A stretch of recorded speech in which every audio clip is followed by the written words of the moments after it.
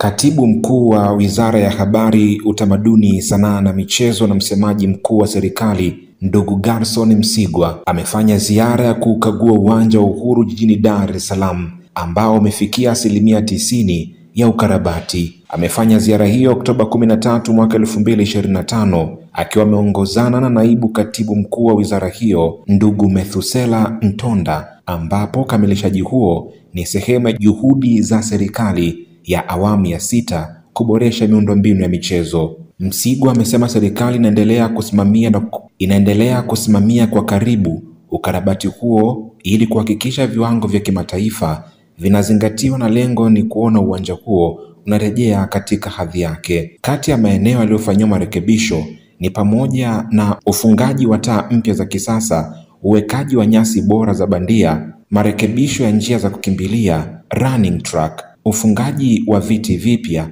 ukarabati wa vyoo, ufungaji wa milango mipya na uwekaji wa vigae vipya pembezoni mwa uwanja. Ripoti za Mr. Info, NUL TV.